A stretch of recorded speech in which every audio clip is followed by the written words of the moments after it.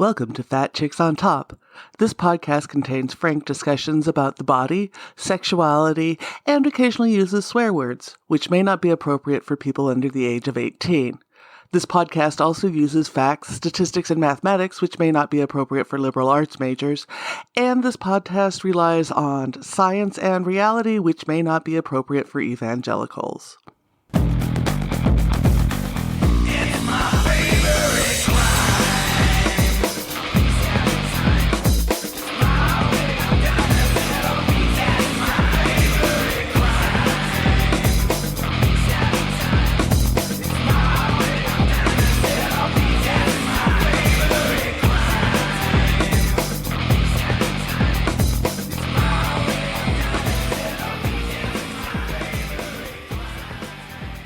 Welcome to Fat Chicks on Top. You're here with your host today. I'm Auntie Vice.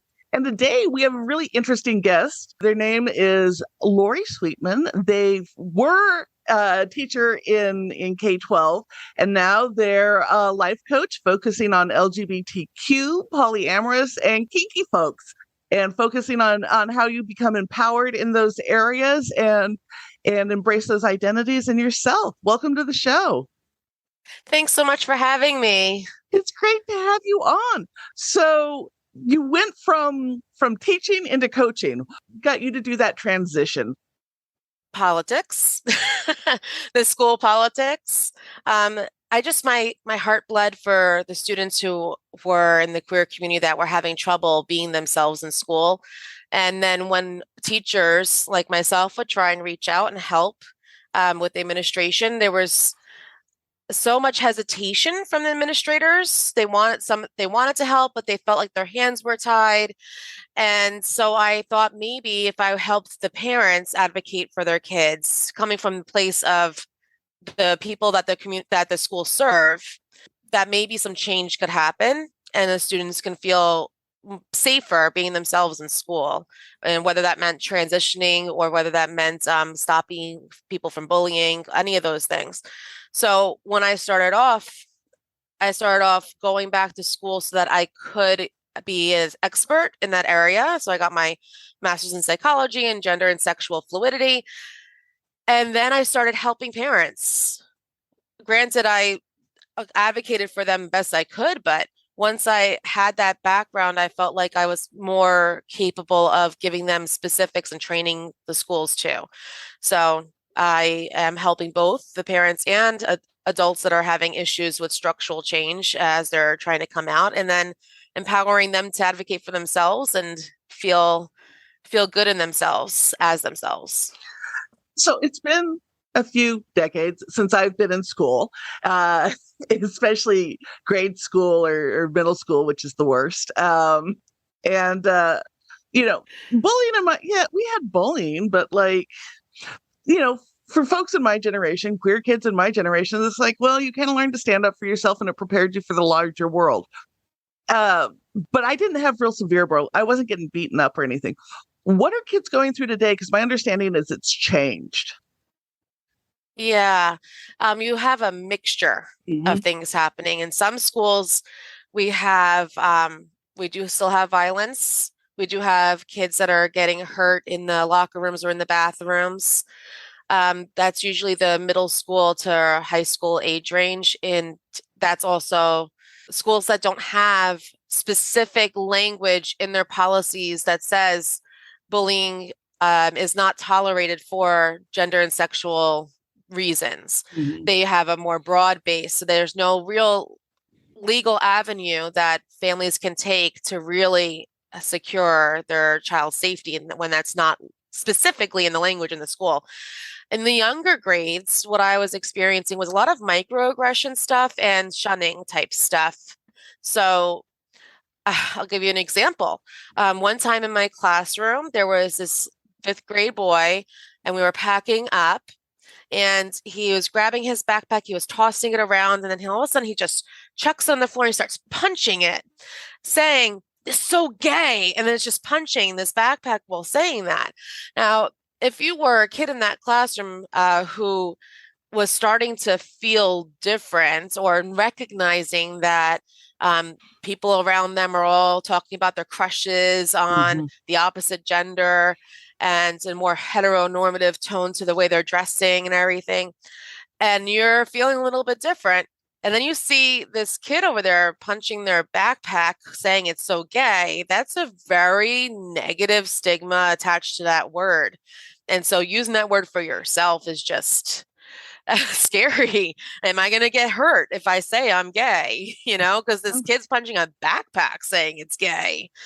And a lot of things like that. You'll hear kids whispering and keeping other kids at bay that are not quite lined up the way they are. And it's very sad to see that, to see them get depressed about feeling different and not understanding or even having the language for that.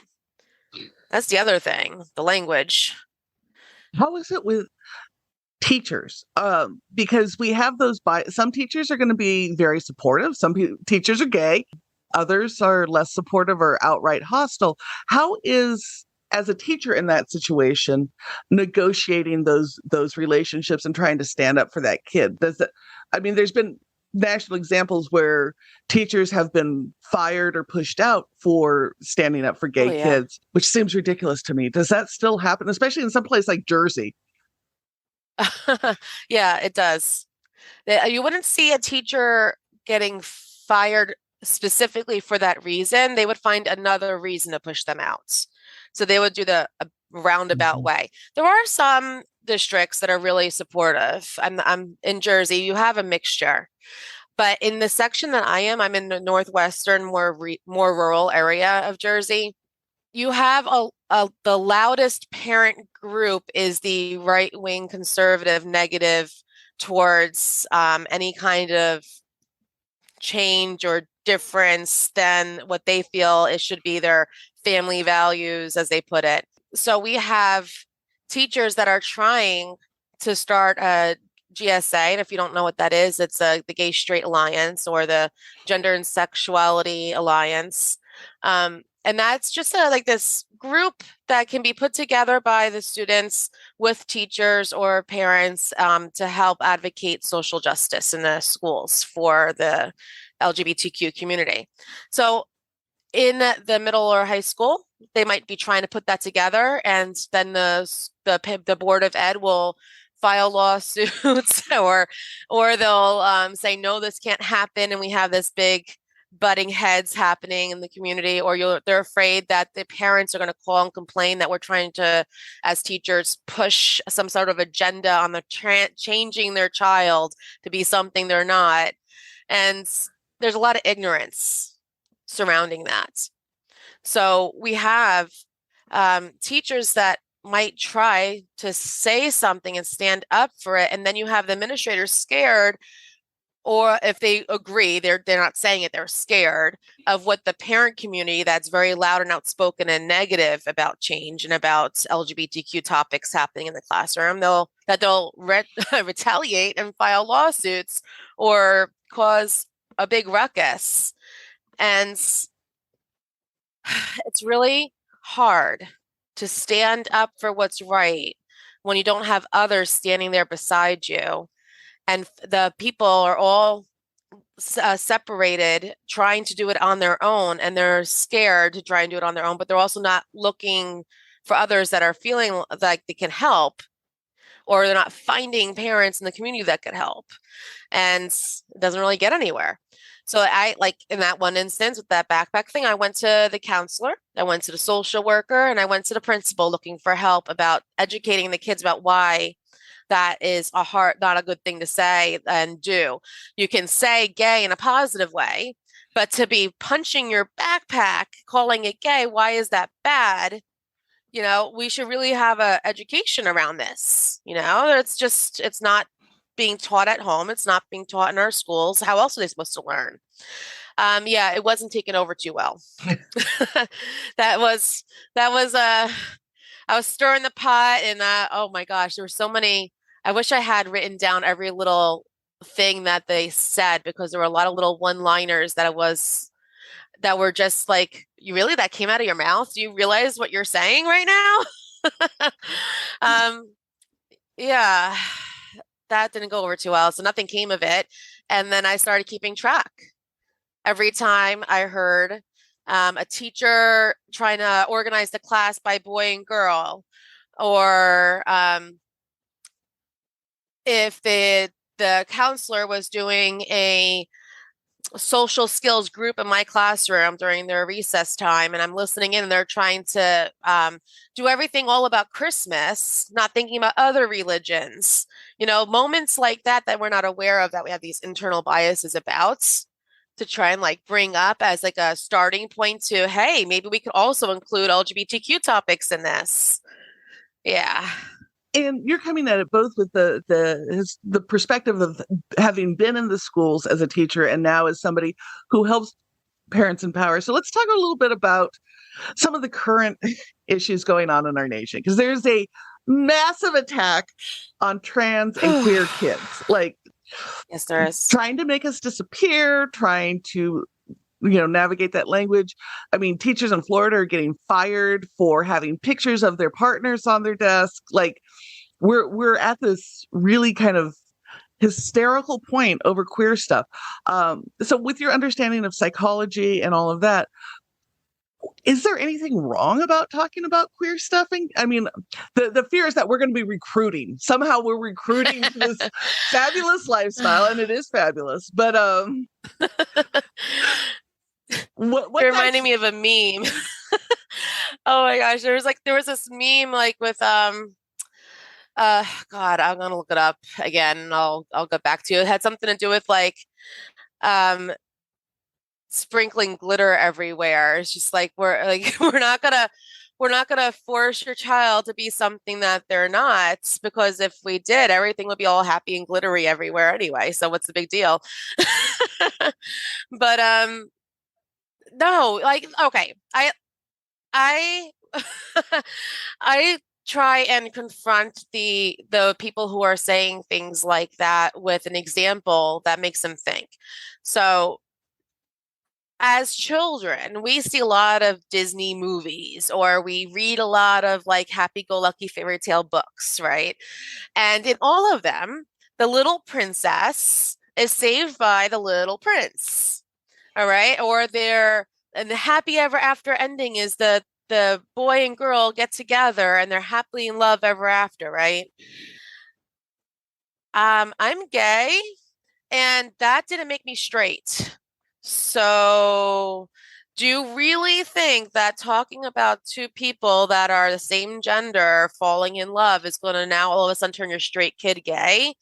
If it didn't, I didn't turn gay because gay from watching a TV show. There was no TV shows when I was growing up that had the same gender falling in love. I had no examples of that, and I still turned out very, very flaming gay. Okay, it didn't do anything for me, Watching a boy and a girl kiss only confused me a whole lot for a long time, and caused all kinds of damage mentally for myself, because I didn't have any other example to look at. Now, it's a myth. That's a myth that you can be changed, and the psychology around it. That's why conversion therapy doesn't work. That's why that's banned in so many states, and why the American Psychological Association says it's a really bad thing, a really, really, really, really, really, really, really bad thing for people. So no, the saying gay in school is not a problem. Okay, it's not something that we have to worry about. It's actually going to save lives. So the laws that are going around now with like in Florida and around the Southwest, and unfortunately in my county, there was actually a resolution that was signed by the commissioners saying that it was very much a don't say gay bill that they were trying to present to the governor, that they want to remove the new standards, and the new policies around the curriculum of sexuality, the health education program. They want to remove the ability to use the words transgender, lesbian, gay, consent. Oh my gosh, they don't want to talk about consent, Like, and for me, hearing that, it scares the crap out of me for Mhm. the kids that are trying to understand what's going on with themselves and how to have a healthy relationship. And now they can't learn about it in school. And we know our families are scared to talk about it at home. They're relying on the school to talk about puberty. So where else are they going to get it? Right. You know? But there's nothing to be afraid of, but only to be happy about with having the schools promote healthy relationships and understanding yourself. And that's all that is. Mhm.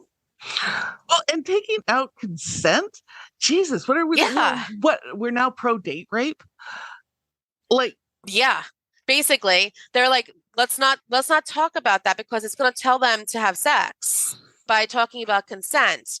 When the reality is the exact opposite. They're going to feel empowered to mhm. say what they want to do with their body. Which can And, include saying no. a lot of kids would like to say no more than we realize. There's children that are afraid in their relationships, both straight and gay, okay? No Mhm. matter what the relationship is, they're afraid that they're going to lose their partner if they say no.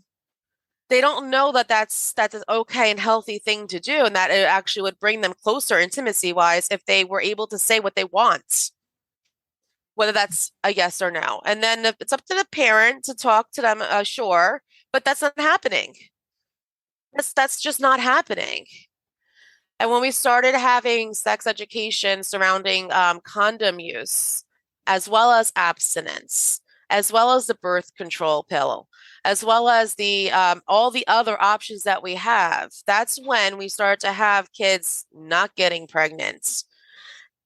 Okay, but when we have only the abstinence only education, and we're bringing or we're taking away education totally, that's when we're starting to have unwanted pregnancies that were caused by rape or caused by the not even knowing what sex was that happened to them. Mhm. It's so sad. It's so sad to have a child like, why is this happening to me? What just happened? I don't understand why I'm hurting down there. Mhm. And that they didn't even know that they were having that someone had sex with them and that happens. It's so scary. I wish that people would take some time to actually hear the true science behind the curriculum that's being put in. And there is. I mean, there's a ton of research saying abstinence only does not work. And like to underscore that, the biggest high school chlamydia outbreak was in Texas at an abstinence only college, Catholic high. Like they had like 20% of their kids get chlamydia. That's And saying something. that's a lot of That's it, right? that's a very, very loud screaming, like, hey, this is not working for you guys. Like Clearly. time to listen to the educators that actually went to college to learn how to teach, have been studying the science behind learning, studying the science behind the topics that need to be learned, then met in a whole group of representatives from all the different counties around the state, and then voted on all that stuff. And then had other experts look at it to double check that they were right. But yeah, all the experts were wrong, apparently, according to this very, very small population that's very, very loud about not wanting it to happen because they're scared. Mhm. Well, They're scared. and that's the issue is you can't fight that fear with facts in most Yeah. cases, right? It's emotional. So when you're going in either as an advocate or speaking before your county commission or speaking to parents one-on-one who may have a kid in a school where they're getting bullied and stuff, how do you address what they need to do, because these other folks are coming at it from a point of fear of losing their power or a fear that their kid's going to be a slut, heaven forbid. We're very pro slut on the show, by the way. Uh, I'm very pro slut too. yeah. I want to uh, take that word back. but you know, you're dealing with parents who are terrified that their kids are going to grow up and have premarital sex and maybe experiment with somebody of the same gender in college. So how do you fight that fear? Because facts are not changing minds. Right. You're right. when I tried to talk facts to my parents about the elections that I was opposite of them on, that totally did not work. Absolutely did not. And it doesn't work with with administrators either when I was trying to advocate in the schools and brought with them statistics and piled up papers in front of them and little notes about the research. It totally didn't do anything. No, so you actually do have to appeal to their emotions.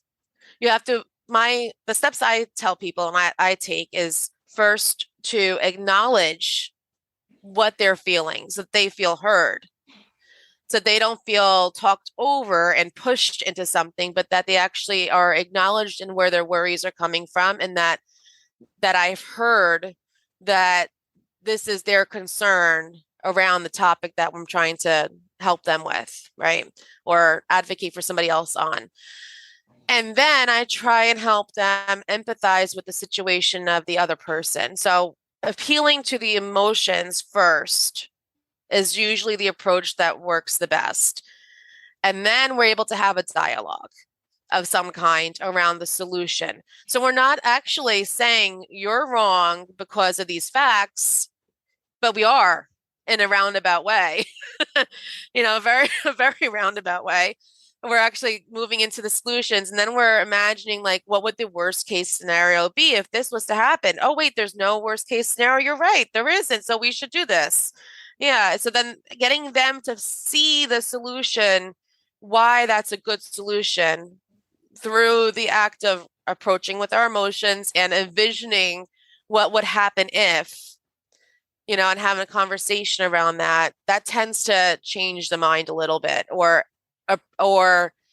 approaching it from a more open perspective. Once they're open to this new idea and they feel a little bit more like they're in control of this new idea, that's when they're a little bit easier going to talk to about it.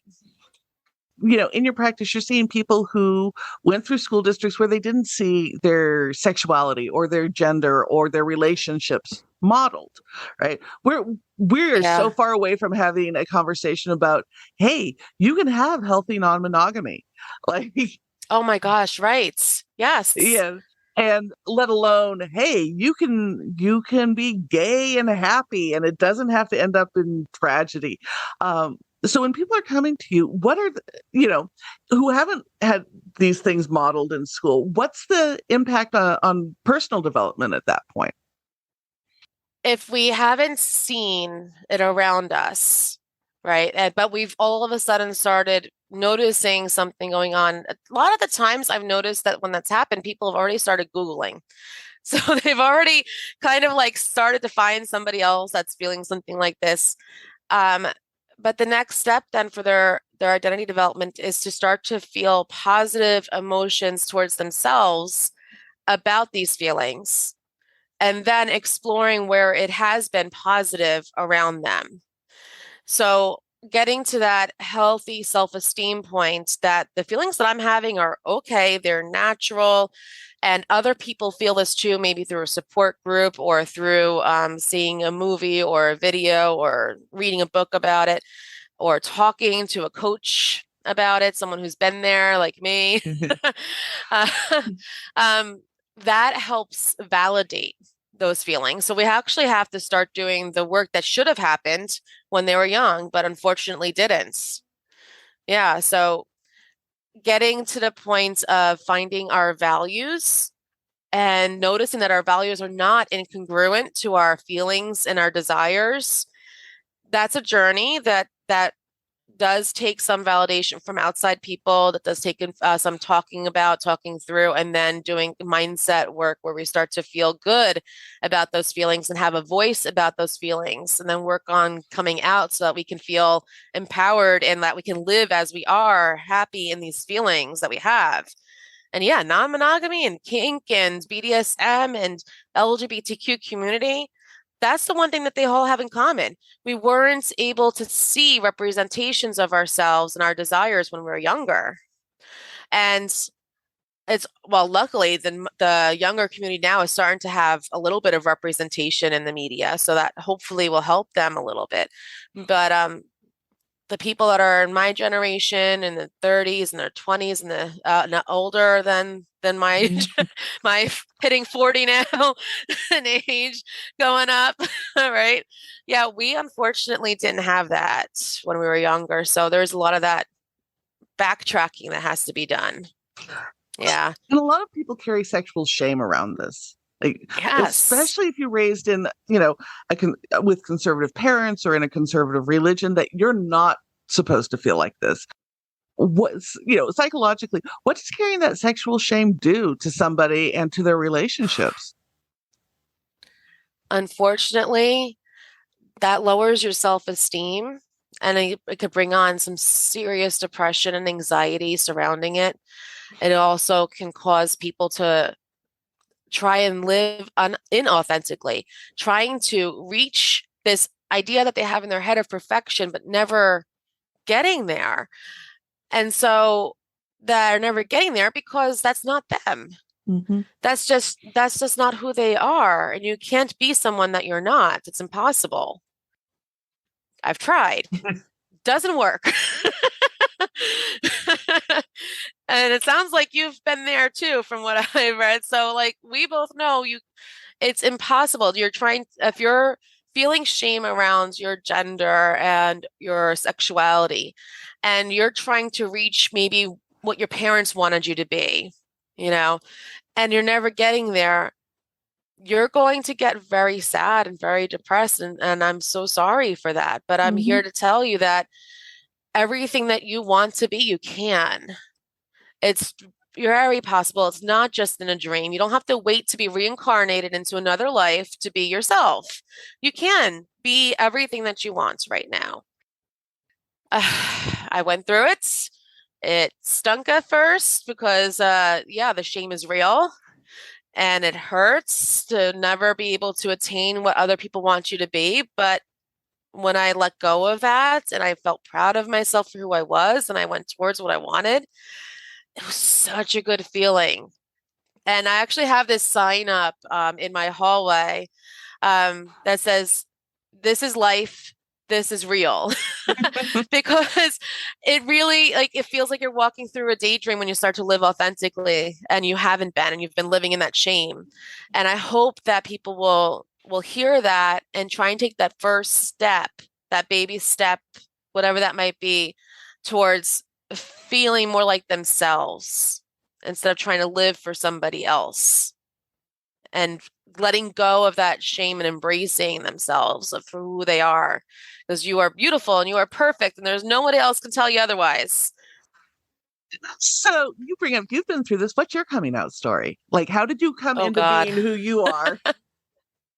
It's a big story. um yeah.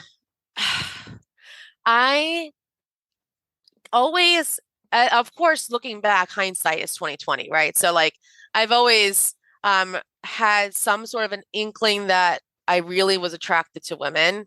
I remember in looking back that there was in kindergarten, because yes, people, you can be queer at the in kindergarten, okay? Um, yeah, looking back in kindergarten, I used to ask to go to the bathroom with this one girl in class, and I never said a word to her. She wasn't my friend at all. I was like, I want this girl to come with me to the bathroom. And I'd go to the bathroom and I'd walk back and I'd be like eyeing her out of the corner of my eye, like following her down the hallway and stuff. And nope, never had a clue that that was a crush. Not Mm-hmm. a clue. Um, so, like, at some point after in college and after college, those feelings became more apparent to me. But I was already engaged to a guy, and my mom and my dad were so proud of me for being like in this relationship, and my religion was really pushing that, heteronormativity was the right way to go for God, and I wanted babies. And I thought I wanted that white picket fence with that dog and that house and that special career that allows me to watch my kids at home all the time. I thought that was exactly what I wanted because that was the good life that I was taught, right? Mm-hmm. And so I went through 10 years in that marriage and 7 years dating that guy.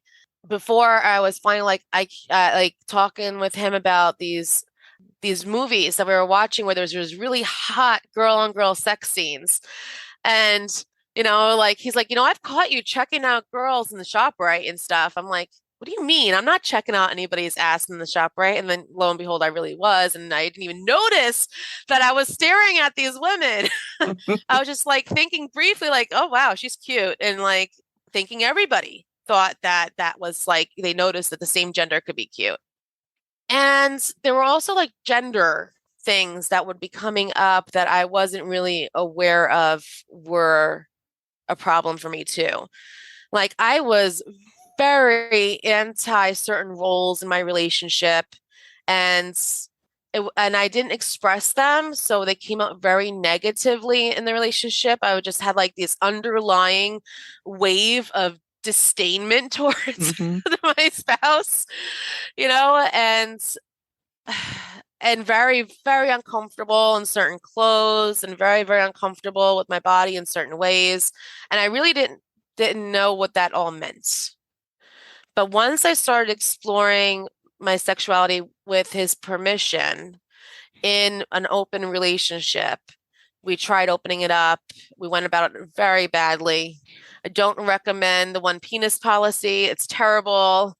I don't recommend going about it for that reason, like that you want to explore something and just not saying that even to your spouse. Like there's a whole lot of things I don't recommend you do that I got from that experience. But it was eye-opening for me at the same time. So we wound up trying out threesomes. We wound up trying out kink. We wound up trying out all kinds of things sexually in our relationship. And then I tried dating independently, being more on the poly side Mm-hmm. of things. So we were like, well, I kind of want this to not just be about sex. I want to see what this is like in a relationship. And he was like, I kind of do too. And so we tried that out. And I had no idea that I could love more than one person.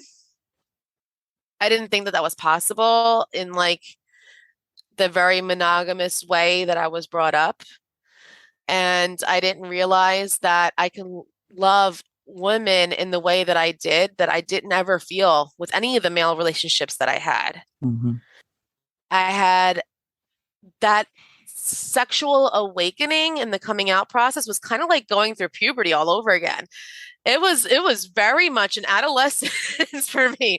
It was like so quick, so hot, just had to have it all the time.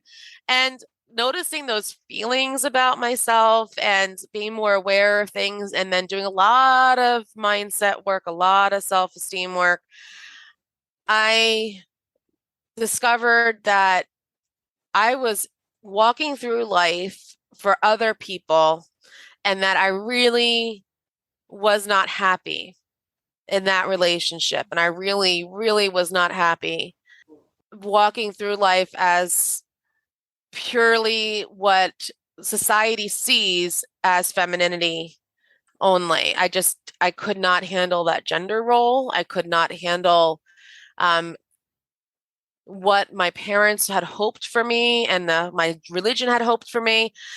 And we wound up having a very difficult divorce. But we did it. We got through it. The kids are better for it. We are better for it. And we now have loves in our lives that were actually meant for us. Mm-hmm. And that was the beautiful outcome of that. I'm now married, and I married a woman, and I came out as gender fluid. I really like being able to live my life on that spectrum, going back and forth in those gender roles and just removing the gender roles that time too. And living my life authentically and coming to the realities before me, it also opened up other doors. And this is where like life coaching really helps out a lot, is that when you're going through this identity change, you also notice other areas of your life that you were kind of walking in a fog through too. And I'm now helping advocate and helping with mental health and helping with parents and their children. And it's so much more fulfilling for me than what I was doing before, and how I was living life before. So that's the brief. That's the gist of my coming into my own. So I wanted to bring up a couple of things you touched on. You were doing a lot of this because your parents and your church, this was Oh this yeah, was kind of what you were expected to do. How did coming out to them go? bad, Bad. really bad, except for my dad, which I was shocked by because he's the more Roman Catholic Hmm. that was from the old school version. And my mom had no real religious upbringing. And so I was raised in the Roman Catholic Church and went through all those steps that you have to go through to become a full Catholic.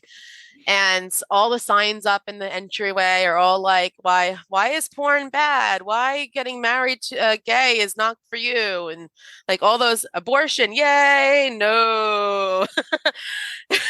Like all those signs up that are really not where my values are, where we're flooding the entryway. And my dad was like the embodiment of that. Yet my dad stood up for me, which was beautiful.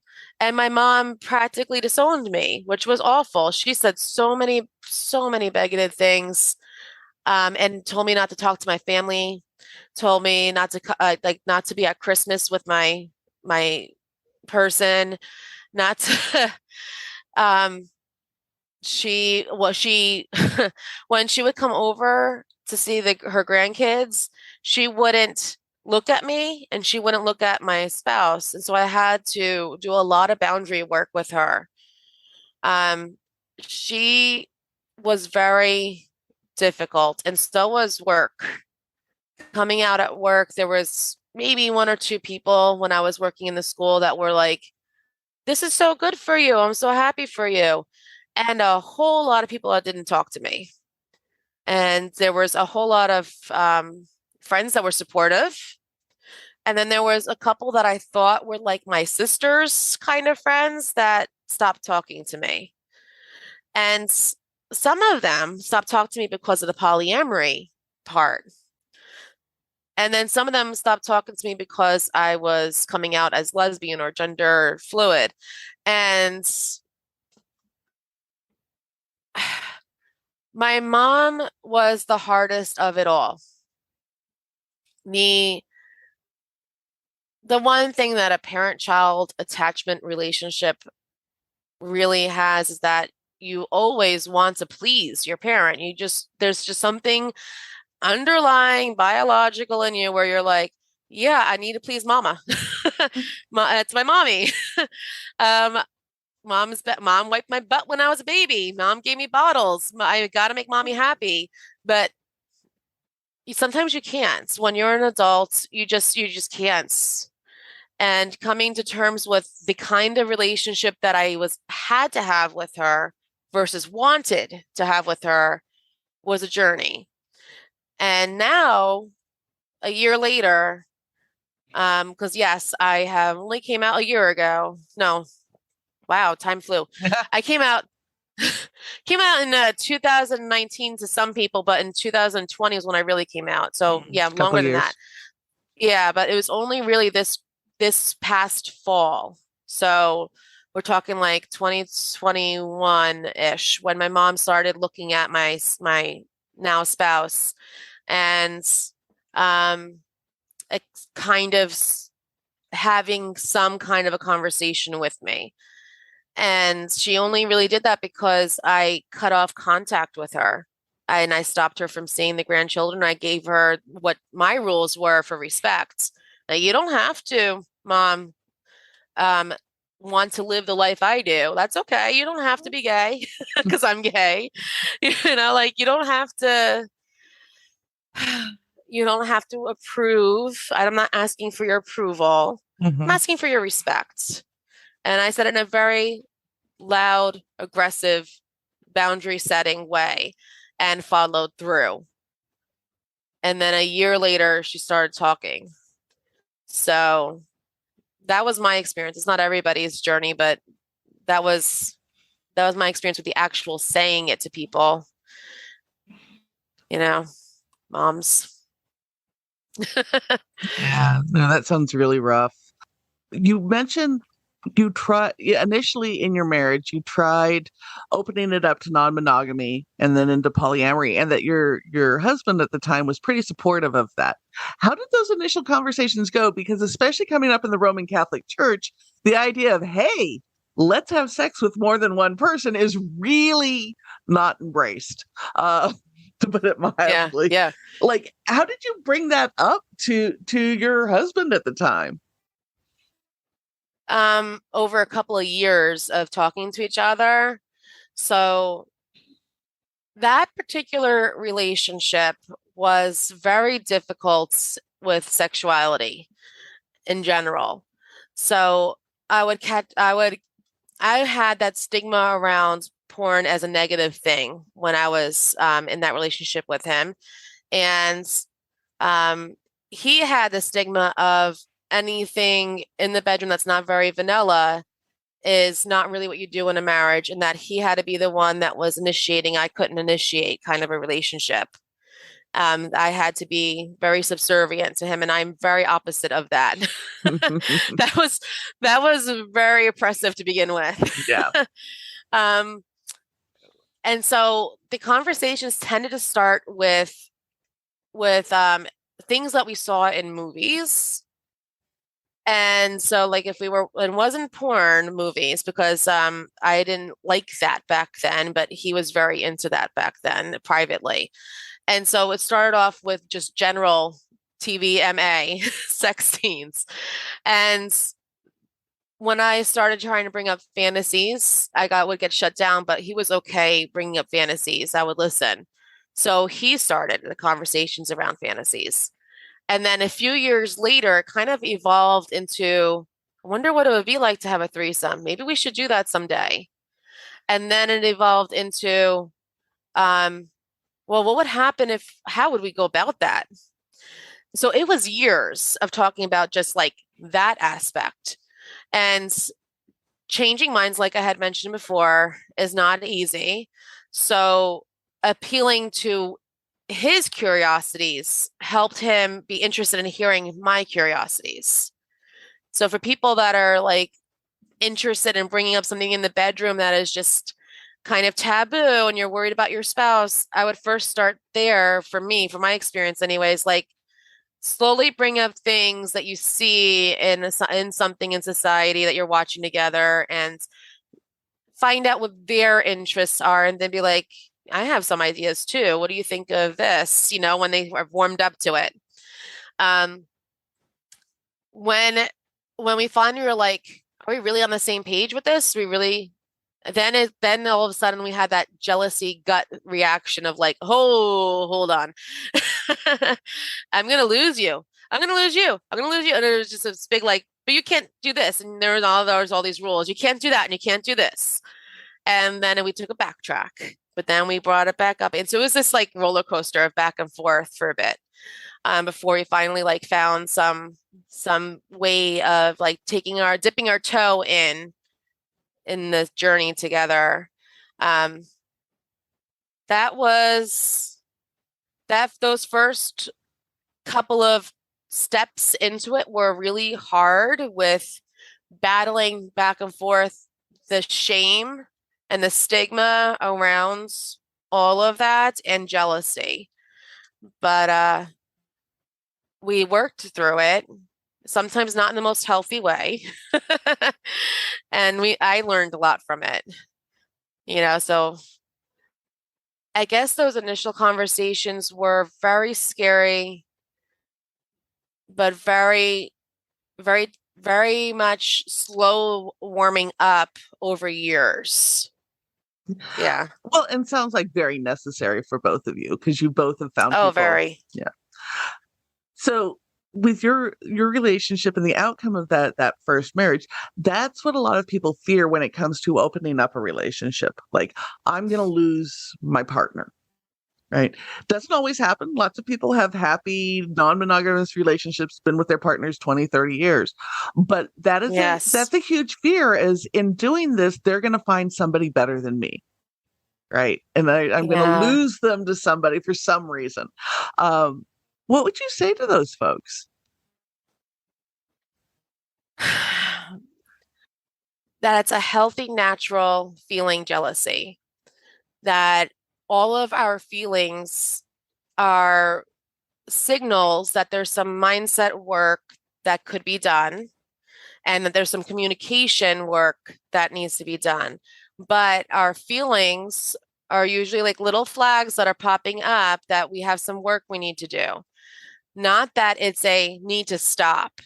So the initial feeling of jealousy is is usually something that self-esteem wise we might need to work on, and that we need to communicate with our spouse about what desire or feeling or thing that we're worried about is happening, so that we can settle down that feeling that's happening. There's just some communication work. And it's hard work at first, but once you've gotten into a handful of times practicing doing that, it can come a lot easier. And so you will always have that feeling, but it won't always be such a loud fight or flight kind of a reaction to it. The healthier the communication between two people, the better the chance that your jealousy can easily subside, or the fear of losing the partner, or the anxiety around what their reaction is going to be, it will start to subside. So with relationship couple work, whether that's more than one dynamic we're trying to work on or just between two people, there's just a lot of inner work and then communication work that has to go into it. That's all. It's not that it's not possible. For me, with my ex-husband, it was a mismatch of sexuality. So that just wasn't going to work no matter what, but we're friendly now Mhm. together. Like he has a different role in my life, but he's still in my life. And if I didn't work on that communication after all the feelings subsided, especially like continuing to work on that communication with him, yeah, it could have been a whole lot of a different story. But just because my relationship with my ex-husband happened the way it did doesn't mean that your relationship will happen that way too. And my relationship with my current spouse and any other partners we may or may not bring into the bedroom, it's a very healthy back and forth, but we still get those jealous feelings. We still get worried and anxious about bringing stuff up, but we don't stop that from allowing ourselves to express to each other desires or things we want to do, and working through that and facing that instead of letting it control us also empowers us. It gives us like excitement and to share and excitement to try something new, you know? Would you say that's kind of like some things that you've experienced with communication and Yeah. jealousy and And the fact that the first time through you do it wrong. Like oh, totally. I've made so many mistakes. Yeah, and I still do. Like, yeah, it's a vast learning curve here. Um, Yes. and every partner is different when it comes to what they need for good communication. Yeah. Yeah. Our communication styles, figuring that out, that's another big part of that journey of like, how do I let my spouse know I have this fetish or I have this desire to be with another person and in or out of bed with them, you know, like I could see and I have felt and I can walk in their shoes and understand like that is a real concern, real feeling, but it doesn't have to stop you. Well, and letting it stop you, you may just be covering up other issues. Yeah. Yeah. Yeah. You mentioned that once you were able to come out and be much more authentic in the realm of relationship styles and sexuality, that you noticed other parts of your life change. What were those? Yeah. Oh, well, I noticed that I didn't want to go by Mrs. or Miss. I prefer mix. I did not always want to be called she or her, that I prefer they and them, and sometimes even like the other ones, he and him and she and her. I noticed that I was unhappy in my role in my job and having to wear clothes that were expected of me from my sex assigned at birth, and having to not being able to help children the way I wanted to and advocate for them the way I wanted to, really having my hands tied felt very oppressive to me there. And it kind of re-triggered a lot of the feelings that I had from before. So I wanted to have more of a voice in everything that was going on in my life and have more control over the way I lived. And I realized that I didn't want a big house like my mom wanted for me. And I didn't care if I had made thousands and thousands and hundreds of thousands of dollars a year, like my mom wanted me to. And my dad were hoping that I would be supported by a guy in my life, you know? And I thought I wanted to be a mom that was home a lot with the children and really focus on the children. Yes, I really love being involved in my kids' lives, and I have my hands involved in their lives a lot. But I also really love educating myself and moving up in my in my career and having my career be something that I am in charge of and I can control how far I go with it. Religion. Yeah, did not like the Catholic religion. I'm more spiritual. I don't necessarily believe that there is a God, but that there is something in all of us that's God-like. I thought I wanted to take my art and make a career of that. And I did for a little while sell my artwork, and I did for a little while have it in galleries, but it wasn't the fulfillment that I had thought I was going to feel when I did that, because it wasn't authentic to me. Mm-hmm. I like making my artwork for myself, but not having to go through the business aspects of making art. So that was a huge awareness for me right there, because I loved art going through high school and college and all that stuff. And I really thought that that was my passion, but that is more of a self-healing inner work for me creating, not so much my career passion. And I didn't think that I was going to be able to help people. I didn't think I was worthy and that I could. And finding out that I have the values and the skill set and the desire, and that that is actually what fuels me, and that I can do it, and that sense of empowerment around my life, that right there was a huge awakening for me. Short hair. Oh my gosh. The minute that I cut my hair was like a huge aha moment. When I was growing up, I was told that I would look like a lesbian if I had short hair. Oh, look at me now. It fits now. You want to look like a lesbian. Oh, that's cute. Yeah. So if people want to contact you for coaching, support, all of that good stuff, plug all the things. All the things. Yay. Okay. You can go to my website, include LGBTQ.com. You can email me, CoachLori at includelgbtq.com. And you can find me on Facebook and on Twitter. I'm very back and forth on that. Oh, Instagram a little bit. I'm not the greatest at social media, so maybe just email me. Yes, but please reach out. I would love to help. Awesome. Thank you so much for your time and sharing your story. And listeners will have all of those links up in the show notes if you want to reach out to Lori. Thank you so much. This was fun.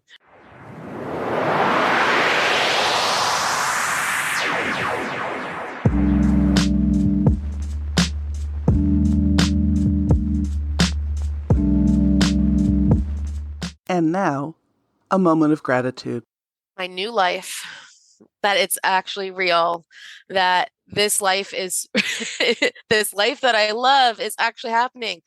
I am so grateful for all of those experiences getting me to this point, that I am able to help people, that I have this beautiful wife and life with her, and the experiences that I get to have with her, that they're real, that they're not just in my dream, and that my children are thriving now after all that stuff we went through. I'm so grateful for that.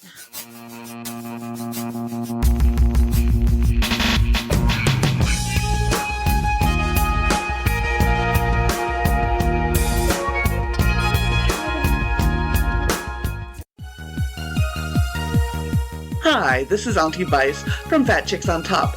I want to let you know that Fat Chicks has a new line of merchandise so you can show your love. You can go to auntie.vice.com/shop for all things Fat Chicks. My books are there as well, and if you use code PREP4FULSOME, capitalizing each letter, you will get $7 off the 30 Days of Kinky Self-Discovery digital book.